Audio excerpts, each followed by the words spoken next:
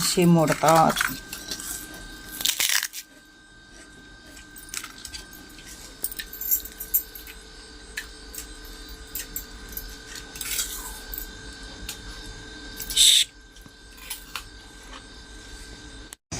श्री स्वामी समर्थ मैत्रिणींनो, आजच्या व्हिडिओमध्ये तुमचे स्वागत आहे. आणि आज बनवणार आहे शाबूचे पळी पापड. यामध्ये जिरं आणि शाबू रात्री भिजत घातलेली होती. पाण्याचं प्रमाण काय अंदाजानं ठेवलेलं आहे आणि मीठ आणि बटाटे इकडं खिसून घेतलेले. खिसलेले बटाटे आपण त्यामध्ये घालायचे. आता जो खिसून घेतलेला बटाटा होता त्याच्यामध्ये पाणी घातलेलं होतं आणि ते पाणी, कारण की बटाटे खिसलेले लाल पडतात त्यामुळे पाणी घालून ठेवायचं आणि ते व्यवस्थित पिळून मग आपण जे शाबूचे सांडगे शिजायला शाबू घातलेले होते त्यामध्ये ते घालायचे आहेत. शाबू शिजत आल्यानंतर मग बटाटा आपण त्यामध्ये टाकायचा. खूप छान लागतो हा बटाटा शाबूच्या सांडग्यामध्ये, एकदम असं कुरकुरीत खूप छान लागतो.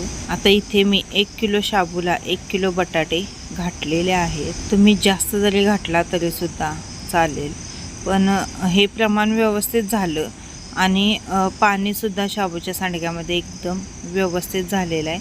एकदम पातळ जर झाले तर ते सांडगेसुद्धा असे कागदावर पसरले जातात.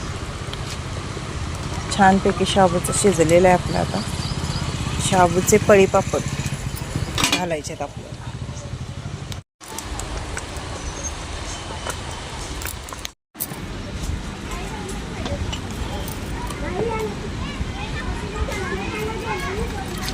आज घातलेल्या कुरडया आहेत त्या अजून वाळायच्या आहेत. आज थोड्याशा कच्च्या आहेत.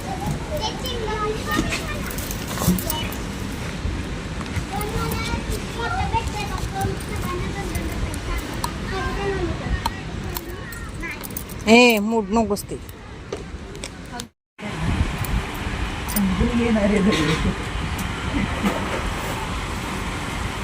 तू बना गण्यानं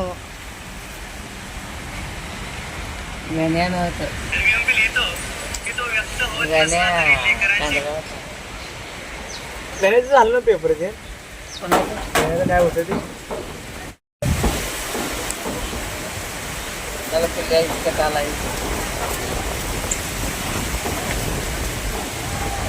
त्याला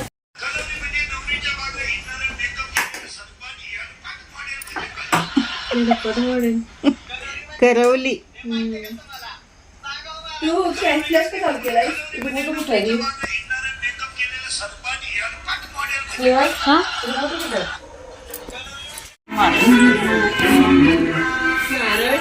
हो पोहायला गर्दी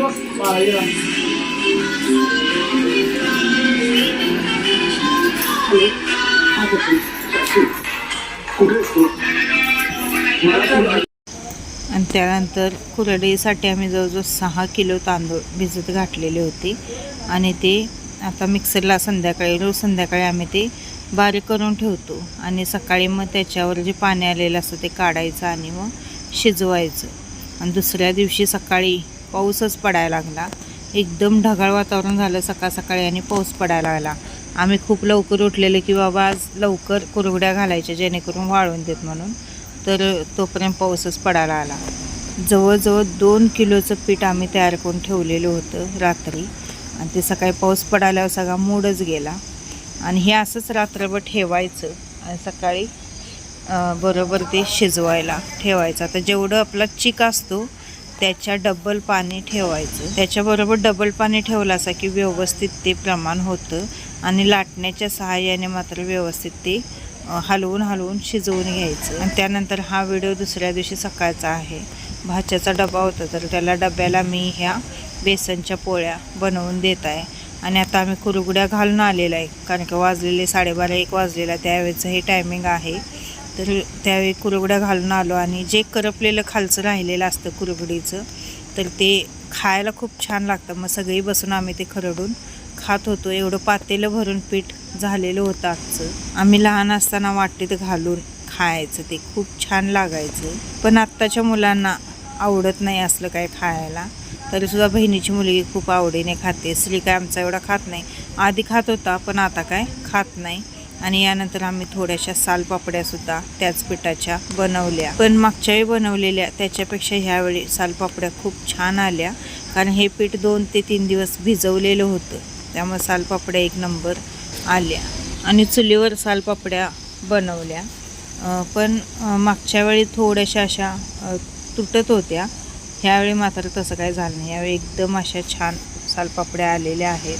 सालपापडीला पीठ चांगलं होणं खूप महत्त्वाचं आहे, कारण की पीठ जर भिजवलं नाही तर त्याच्या सालपापड्या व्यवस्थित येत नाहीत. सालपापडीला एक 2 ते 3 दिवस तर पीठ भिजलं पाहिजे. आणि हे शूटिंग मी आईला करायला लावलेलं होतं. मी घालून देत होते आणि वहिनी चुलीजवळ बसून सालपापड्या भाजून घेत होती आणि आई त्या वाळत घालत होती. वाळत म्हणजे हे टायमिंग होतं संध्याकाळी 4-5चं टायमिंग होतं. त्यावेळी काय ऊन नव्हतं, मग दारातच आम्ही सुकत घातल्या. जास्त आज सकाळपासून जास्त काय ऊन नव्हतं. कुरगड्या ज्या आम्ही घातलेल्या होत्या त्यासुद्धा व्यवस्थित वाळलेल्या नव्हत्या. म्हणजे वाळलेल्या पण इतक्या चांगल्या वाळलेल्या नव्हत्या, कारण ऊन पडलेलं दुपारी 1-1:30 नंतर ऊन पडलेलं.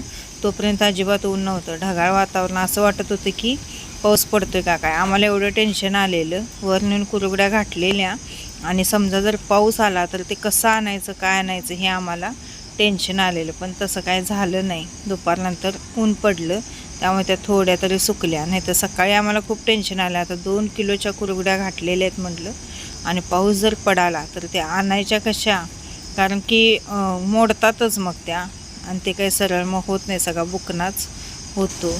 कुरडईला ऊन एकदम कडकडीत असलं तरच कुरडई व्यवस्थित वाळते पण, आणि चांगले पण येतात. नाहीतर मग सगळ्या बुकना होतात. एक दिवस पूर्ण अखंड ऊन पाहिजे घातलेल्या दिवशी तर. आणि सालपापड्या बघू शकता तुम्ही. भाकरी एवढ्या मोठ्या केलेल्या आम्ही. खरं खूप छान आल्या सालपापड्या. अशा सालपापड्या आल्या की करायला सुद्धा खूप छान वाटतं.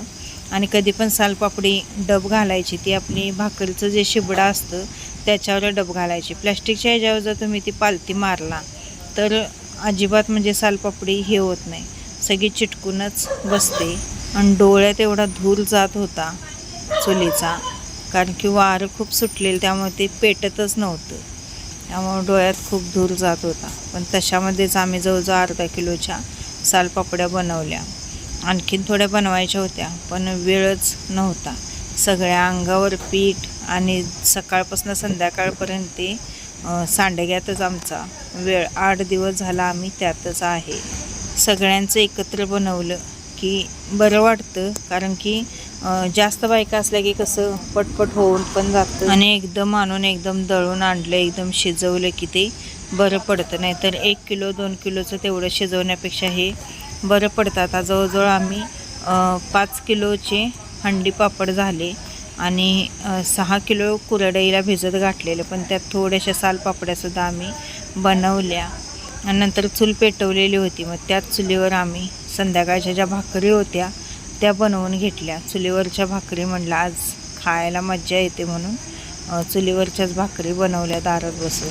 किती वर्षाने मी तर चुलीवरची भाकरी खाल्ली असेल, कारण आमच्यात कुणाची चूल नाही. आणि आजीकडे आमच्या गेलो की आजी आमची चुलीवर भाकऱ्या बनवायची, मग तिथं आम्ही तेवढं चुलीवर भाकरी खात होतो. तिथनं पुढं आता कुणाच्यातच आमच्यात चूल नाही, आणि चुलीवर करतासुद्धा कुणाला येत नाही बघा. आजी आमची चुलीतलं जे रक्स असतं ते बाहेर काढायचे आणि त्याच्यावर भाकरी सगळ्या भाजायच्या, आणि खूप छानसुद्धा भाकरी तिच्या लागायच्या. जवळजवळ 12 ते 13 भाकरी बनवल्या चुलीवर आम्ही.